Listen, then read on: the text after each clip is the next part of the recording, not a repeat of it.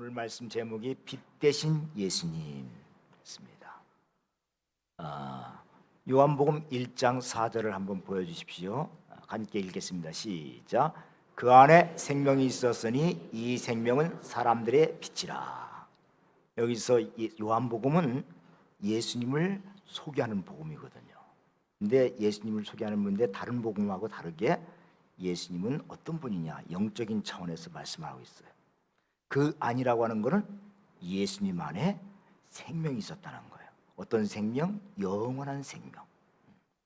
영원한 생명이 있는데 이 영원한 생명은 사람들의 빛이라, 진리 가운데로 인도하는 빛이라 하는 것입니다.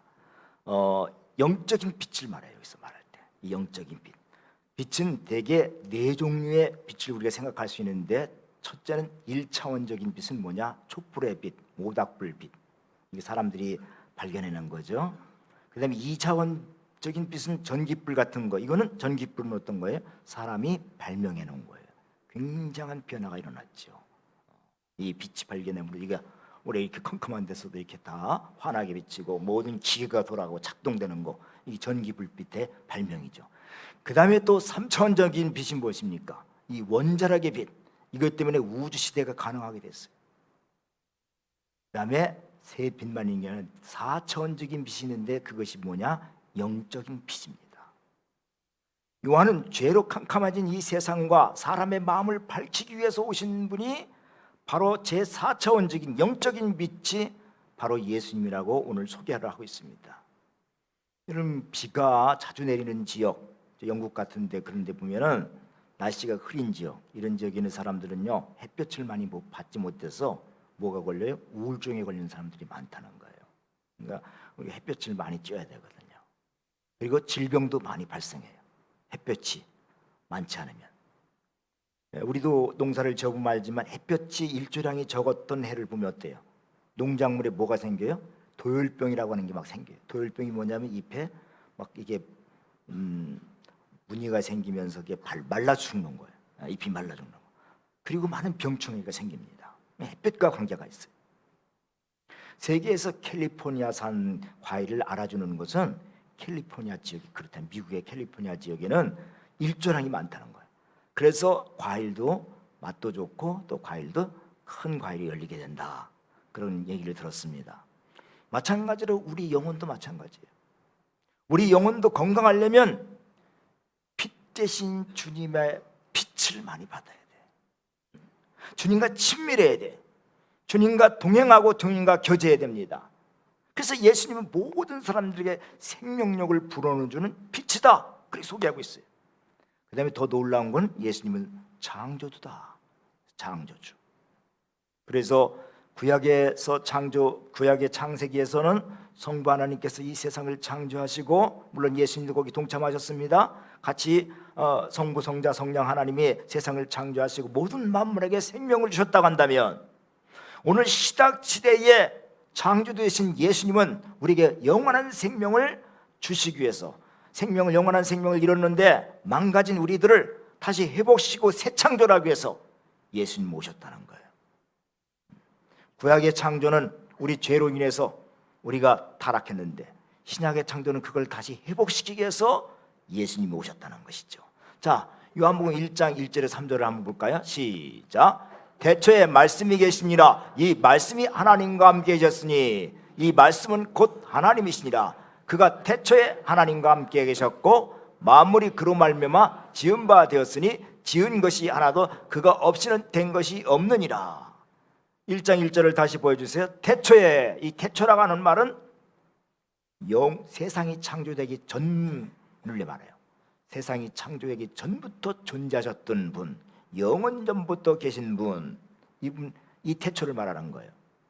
그러니까 창세기의 태초보다 더 멀리는 거예요. 창세기의 태초는 하나님이 세상을 창조하시고 시작할 때 그 태초를 말한다면, 이거는 그 전, 언젠지 몰라, 영원전부터 계신 그 예수님, 바로 그런 분이 예수님이라는 것이죠. 이분을 말씀으로 표현했어요. 말씀으로 창조하셨잖아요. 그 말씀 대신 예수님이 바로 성부 하나님과 함께 계셨다. 성부 하나님과 함께 계셨다는 것은 성부 하나님과 동등하시다는 말이요, 다시 말하면 성부 하나님의 영광과 존귀와 능력과 위치와 본질, 이것이 다 같다는 거예요. 우리는 잘못 생각하면 성부 하나님이 제일 높으시고 그 다음에 성자 예수님, 그 다음에 성령, 이렇게 계급적으로 생각할 수 있지만 성부와 성자와 성령님은 똑같아요, 모든 면에서. 그리고 예수님께서 만물을 창조하신 분이다 소개를 하고 있습니다. 인간이 하나님 앞에 범죄한 후 인간이 사는 이 세상은요, 마치 집으로 비유한다면 완전히 폐허가 된 거예요.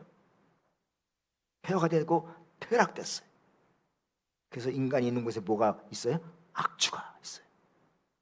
전원이 끊어지고 캄캄한 세상이 됐어요. 그래서 하나님 보실 때 이 폐허가 된 이 세상을 리모델링해도 다시 쓸 수가 없는 거예요. 그래서 어떻게 했냐, 하나님이 새 창조를 해야겠구나. 그래서 누굴 보내신 거예요? 예수님을 보내신 거예요. 이 죄로 얼룩진 이 세상을 헐고 다시 새로운 집을 짓기 위해서, 새로운 세상을 만들기 위해서 예수님을 이 땅에 보냈다는 거예요. 그럼 집을 지려면 어떻게 해야 돼요? 옛날 집을 허물어야 돼요. 우리는 헌집이에요. 죄와 허물로 죽은 헌집이에요. 이거 어떻게 허물었느냐? 예수님이 자기 몸에다가 우리의 죄와 허물을 다 같이 묶어갖고 예수님이 십자가에 돌아가신 거예요. 그것이 뭐냐? 마치 이 새로운 세상을 만들기 위해서 자기 함께, 우리와 함께 허물어버린 거예요. 그리고 예수님이 부활하셔서 새로운 새 창조가 일어나게 된 겁니다. 여러분, 마태복음 1장을 보면 아브라함과 다윗과 예수 그리스도의 세계라 하면서 얘기하는데, 아브라함에게서 시작된 족보가 어디서 끝나요? 예수님에게서 끝나요. 아브라함은 누굴 낳고 놓고 하는데 예수님은 누굴 낳질 않아요. 예수님은 더 이상 육체적인 후손을 낳지 않냐고 죽음으로써 범죄의 씨를 제공한 아담의 족보를 거기서 다 끝내버렸다는 거예요. 끝내버리고, 그리고 예수님이 부활의 첫 열매가 되셔서 새로운 짓, 새로운 창조, 우리를 새로운 피조물로 만드셨다는 것이죠. 자, 그래서 그걸 새로운 피조물, 새로운 새 창조하는데 두 가지 재료를 사용하셨으니 그것이 첫째가 생명이요 빛이라는 것이죠. 자, 요한복음 1장 4절을 다시 보여주십시오. 시작. 그 안에 생명이 있었으니 이 생명은 사람들의 빛이라. 그래, 우리가 새 창조, 새로운 피조물의 삶을 살기 위해서는 어떻게 하셨느냐? 내 안에 하나님의 생명이 자라도록 하셨다는 거예요. 하나님의 생명. 여러분, 우리는 죽은 생명을 가지고 살아서 죽는 거예요. 하나님 우리를 본래 창조하신 대로 영원한 생명을 가지고 있었으면 우리는 영원히 사는 것인데, 그렇지 못한 건 죽은 생명이에요. 지금도 우리는 죽어가고 있는 거예요. 죽음을 향해서 한 걸음씩 걸어가고 있는 거예요. 그런데 하나님의 영원한 생명이 어디에 있어요? 예수님 안에 있어요. 그 예수님 안에 있는 생명을 우리가 예수님을 영접함으로 얻게 되는 거예요. 요한일서 5장 11절에서 12절 한번 볼까요? 시작. 또 증거는 이것이니 하나님이 우리에게 영생을 주신 것과 이 생명이 그의 아들 안에 있는 그것이니라. 아들이 있는 자에게는 생명이 있고 하나님의 아들이 없는 자에게는 생명이 없느니라. 하나님의 생명을, 하나님의 영생을 어디다가 두었어요? 예수님 안에, 하나님 아들 안에 두었는데, 우리가 예수님을 영접할 때 12절 보세요. 12절, 우리가 아들이 있는 자에게, 예수님을 내 마음속에 환영하고 영접한 자에게는 영원한 생명이 있고, 예수님을 영접하지 않고 하나님의 아들이 없는 자에게는 생명이 없는 거예요. 그래서 우리는 죽으면 천국 가는 거예요. 영원한 생명, 영원한 세계. 예수님을 맞아들인 자만은 하나님의 생명이 있는 거예요. 그래서 우리는 죽어도 영원히 사는 거예요. 여러분, 태양열을 사용하려면 지붕 위에 뭘 만들어요? 태양열 사용하는 그림을 한번 보여주세요. 예, 저걸 뭐라고 그래요? 집열판이라고 그래요. 집열판. 저기서 태양을 쫙 받아들여갖고 그래서 에너지를 만드는 거 아니겠어요? 마찬가지로 우리가 예수님을 영접하고 예수님과 가까이 지내고 예수님 말씀에 순종할 때 태양열이 에너지가 받아들인 만큼 에너지가 생기는 것처럼, 그리고 우리 집안을 밝히는 것처럼 우리가 예수님과 가까이 지내고 예수님을 받아들이고 예수님과 함께 교제하면 예수님의 은혜를 받는 만큼 우리 속에 그런 역사가 나타나고 죄를 이기는 능력이 나타나고 또 우리 속에 어둠이 물러가고 밝히는 빛이 충만하게 된다고 하는 겁니다. 근데 여러분, 생명을 가지고 산다는 말은 무슨 뜻이냐? 치열한 전투를 한다는 말과 똑같아요. 사람이 산다는 게 뭐예요? 사람이 태어나기 나는 순간부터 살아나기 위해서 어떻게 전쟁해야 돼. 전쟁. 우리 인생살이가 전쟁이에요. 그래서 우리가 직업 전선을 뭐라, 직업 전선, 삶의 전선, 전선이라는 전선. 마찬가지로 예수님의 생명이 우리 안에 들어오는 순간부터 우리는 뭐예요? 영적인 전쟁에 돌입되는 거예요. 영적인 문제. 이걸 사도 바울은 로마서 7장 21절 23절 이렇게 말하고 있습니다. 시작. 내 속사람으로는 하나님의 복을 즐거워하되 내 지체 속에서 다른 한 법이 내 마음의 법과 싸워 내 지체 속에 있는 죄의 법으로 나를 사로잡는 것을 보는도다. 그랬어요. 그 갈등이 일어나. 여러분, 예수 믿으면 갈등이 더 나올 수 있어요. 예수 안 믿으면 그냥 이렇게 편안하게 지낼 수 있는데, 예수님 왜? 내 안에 본래 죄의 법이 있어요. 근데 생명의 법, 예수님의 생명이 우리 안에 들어오면 생명의 법과 죄의 법이 서로 다투는 거예요. 오늘도 교회 갈까 말까, 정직하게 살아야 되느냐, 다른 사람들은 적당히 살아야 되느냐, 이거 갈등하는 거예요. 전에는 전혀 몰랐어. 죽어버렸으니까. 죽은 거로 갈등이 없잖아요. 근데 우리가 살면 어떻게 돼? 예수님을 믿고 받아들이면 살게 되면 그때부터 갈등이 일어나는 거예요. 삶은 전쟁하는 거예요. 이쪽으로 갈 것이냐, 영생을 따를 것이냐, 죄의 법을 따를 것이냐, 갈등이 일어나는 거예요. 이걸 극복하지 못한 사람은요, 처음 예수 믿으면 갈등이 많아요. 뭐 우리들도 갈등하며 살지만은 죄의 법과 생명의 법이 싸우는 거예요. 이 영적인 전쟁에서 승리할 수 있는 비결은 뭐냐? 에베소서 6장 13절을 볼까요? 시작. 그러므로 하나님의 전신갑주를 취하라. 이는 악한 날에 너희가 능히 대적하고 모든 일을 행한 후에 서기 위함이라. 전신갑주를 취하라. 하나님의 전신갑주. 하나님의 전신갑주가 뭐예요? 예수님으로 무장하라는 거예요. 예수님으로 무장하라는 말이 무슨 뜻입니까? 예수님을 주인 삼으라는 거예요. 예수님을 왕 삼으라는 거예요. 우리는 능력이 없으니까 예수님을 왕 삼고 예수님을 대장 삼고 나갈 때 마귀와 싸워서 이기는 거예요. 죄의 세력을 이기는 수 있는 거예요. 마귀는 우는 사자같이 우리를 삼킬 자를 찾아요. 오늘도 우리를 넘어뜨리려 해.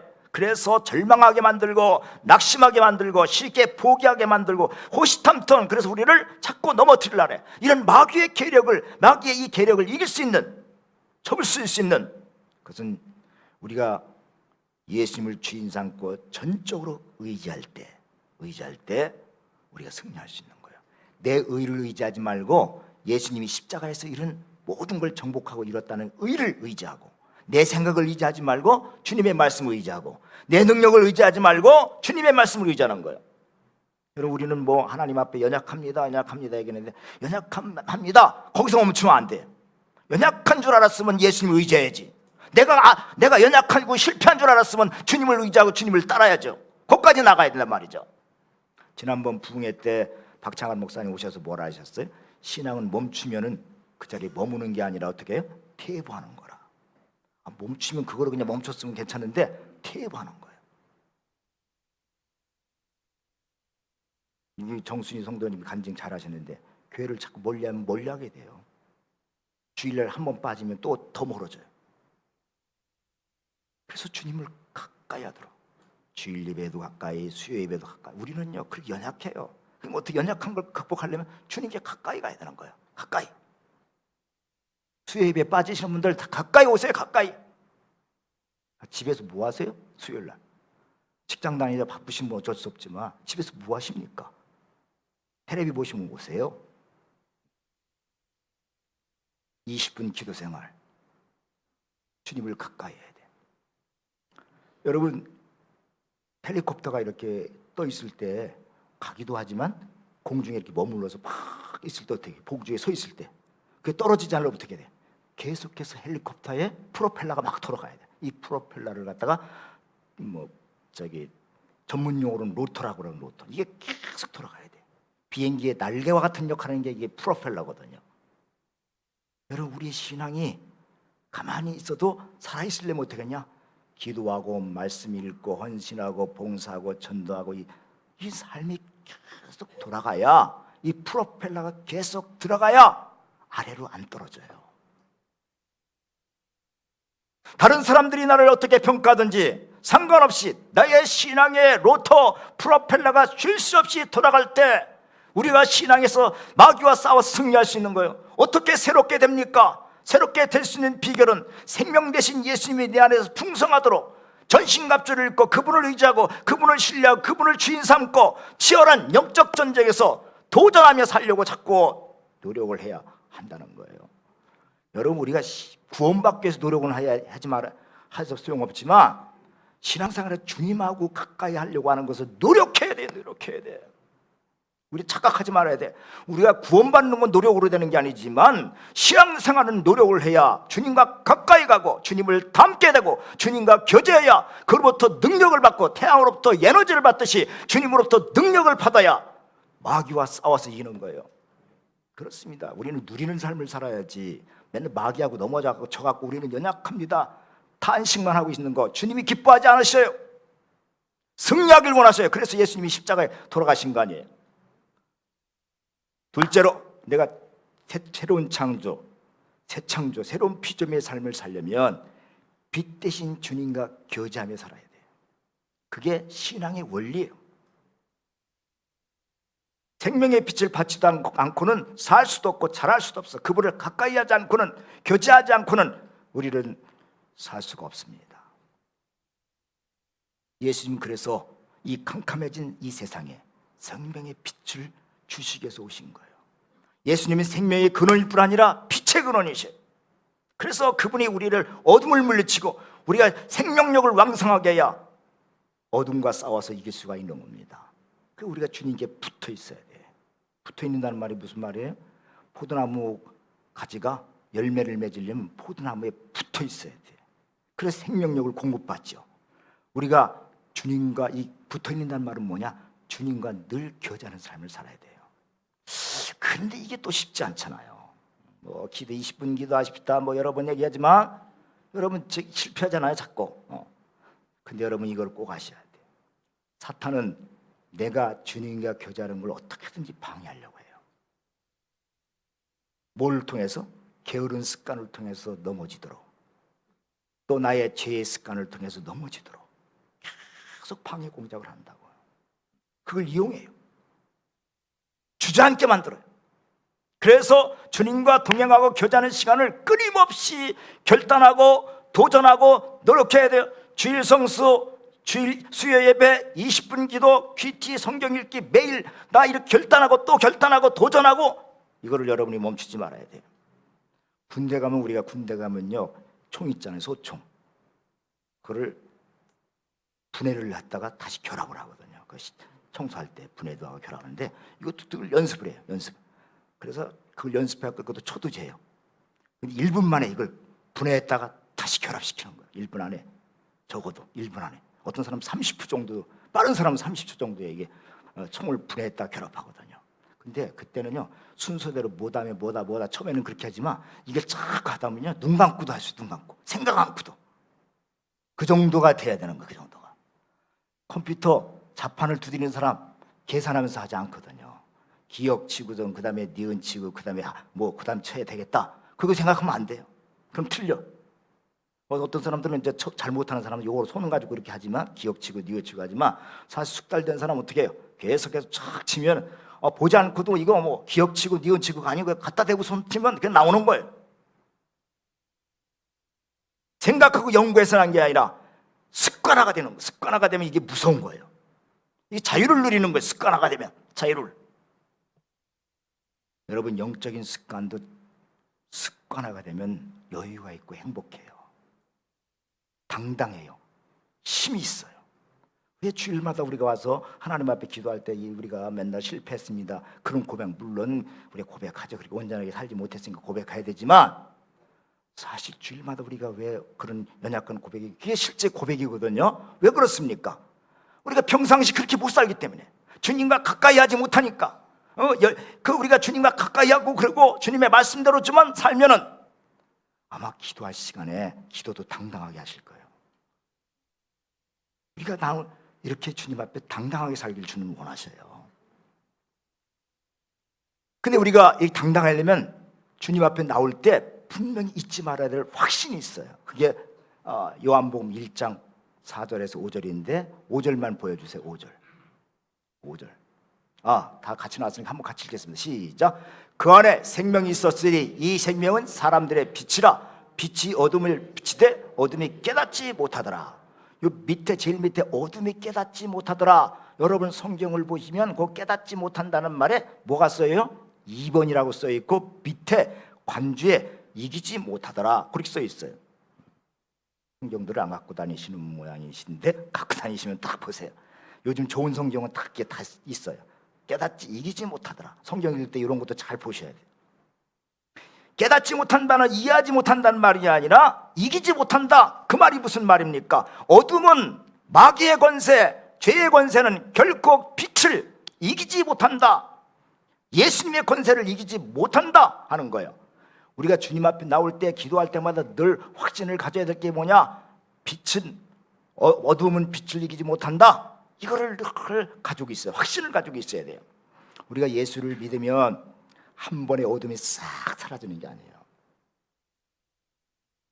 천국 가는 날까지 어둠이 항상 공존해요.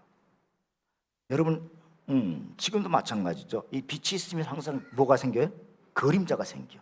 빛과 그림자는 공존해요. 그래서 우리가 예수를 믿어도 항상 그림자가 있는 거예요. 따라다니는 거예요. 빛만 있는 게 아니라. 그래서 이게 싸우는 거예요. 여러분 보세요. 거룩한 교회가 이렇게 많이 생기는데도 불구하고 또 한편 세상은 어때요? 세상은 악이 판을 쳐요. 성령이 이쪽에서 역사하지만 또 마귀는 또 이쪽에서 역사하는 거예요. 이게 공존해. 언제까지? 예수님 오실 때까지. 가라지와 알곡은 공존하는 거예요. 가라지와 알곡은 예수님 오실 때까지. 그래서 우리는 어떤 때 답답하잖아요. 교회가 이렇게 있고 그런데 왜 자꾸 이렇게 한쪽에서는 더 살기가 힘들고 죄악이 더 많아지고 더 깊어지고 막 그렇습니까? 근데 분명한 것은 우리가 낙심하지 말아야 될 것은 때가 되면 반드시 빛은 어둠을 이긴다는 거예요. 동의하십니까? 네. 결코 어둠은 빛을 이기지 못해요. 그래서 우리는 다 빛 가운데 거하기를 힘쓰시길 바랍니다. 마태복음 16장 18절 한번 보여주세요. 시작. 또 내가 네게 이르노니 너는 베드로라. 내가 이 반석 위에 내 교회를 세우리니 음부의 권세가 이기지 못하리라. 하나님이 교회를 세운다고 하시면서 주님이 교회를 세운다고 하시면서 음부의 권세가 이기지 못하리라. 음부의 권세가 뭐예요? 죽음의 권세, 마귀의 권세입니다. 예수님 부활 승천을 위해 제자들이 은혜를 받고 성령 충만해서 곳곳에 다니면서 복음을 전하고 교회를 개척하고 사도 바울 같은 경우는 로마까지 복음을 전했어요. 소아시아의 교회를 막 세웠어요. 그런데 그렇게 열심히 복음을 전했는데 어떻습니까? 핍박은 사탄은 어떻게 했어요? 로마 황제라든가 관리들이라든가 율법주의 유대인들을 통해 잔인하게 기독교를 핍박했어요. 기독교가 아주 전멸되는 줄 알았어. 얼마나 로마 황제들이 핍박을 하든지. 그래서 굶주린 사자의 밥이 되게 만들고 기독교인들을 붙잡아다가 굶주린 사자 원형 경기장에 놓고 굶주린 사자밥이 되겠어요. 고문을 가했어요. 화양으로다가 죽였어요. 화양을 불태워 죽였어요. 제사를 빼앗았어요. 그 많은 사람들이 배교했죠. 근데 그렇게 잔인했던 죽음의 권세, 사탄의 권세도 300년을 못 갔어요. 303년에 어떤 일이 생겼어요? 로마의 콘스탄틴 황제가 기독교를 공인했어요. 교회가 승리했어요. 또 그 다음에 계속 교회가 또 타락의 길로 갑니다. 타락의 길로 또 가서 중세 천년 기독교가 타락한 거 아니에요. 근데 1500년에 누가 나타나요? 마틴 루터가 종교개혁을 통해서 또 새롭게 교회가 승리합니다. 이거는 예수님 오실 때까지 반복이에요. 오늘 한국 교회도 이렇게 부흥하지만 또 다시 한편으로 또 부패하는 게 나타나. 이런 게. 그래서 오늘날도 종교개혁은 계속해서 일어나야 되나요? 계속. 한쪽에서는 개혁이 나라고 한쪽에서는 부패하고. 이거 이상하게 생각할 게 아니에요. 그러나 우리가 확신할 것은 이렇게 부패하는데 낙심할 게 아니라 이 배후에 누가 계셔요? 하나님의 촛불 사이를 교회의 뒤에 계시거든요. 빛 대신 주님이 어둠을 이기신다는 거예요. 어둠이 이기지 못한다. 우리는 이 약속을 붙잡고 오늘 세상이 뒤집히든 어떻든 간에 우리는 이 약속을 붙잡고 주님 앞에 가까이 가는 거예요. 우리는 악과 전투 중에 있어요. 사랑하는 성도 여러분, 우리나라는 지금 전투가 끝난 게 아니에요. 지금 진보나 하시는 분들은 좀 염려가 되는 게 우리는 휴전 중에 있는데 자꾸 끝난 것처럼 생각하는 게 내가 답답하다는 거예요.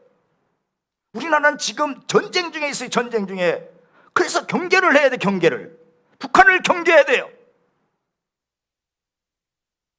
북한만 경계하느냐, 우리도 그래요. 우리 지금 영적인 싸움 중에 있어요. 우리 성도들 지금 싸움 중에 있다고. 근데 잠잘 거 다 자고 놀 거 다 놀러 다니고 어떻게 우리가 신앙생활을 할 수 있어요? 우리가 지금 전쟁 중에 있는데 긴장을 해야 되는데 긴장. 주님을 더 가까이 해야 되는데 자꾸 멀리 갔더니야 멀리 갔지. 수요일 날도 멀리 가고 주일 날도 멀리 가고 무슨 일이 생기면 멀리 가고. 그러면 안 되잖아요. 전쟁하고 있다는 거 이거를 잊지 말고 빛 대신 주님을 붙잡아야 돼요. 거기로 가까이 가야 돼요. 그러면 주님께서 어둠을 정복하고 우리에게 승리와 간증과 은혜가 넘치도록 준비하고 계시다는 거예요. 빛으로 오신 주님을 찬양하십시다. 예수님을 나의 왕으로 모시며 경배하십시다. 그래서 4차원적인 이 영적인 불이 꺼지지 않도록 날마다 심지를 돋도록 세워나가는 우리 성도들이 되시길 주의 이름으로 축원합니다. 기도하겠습니다.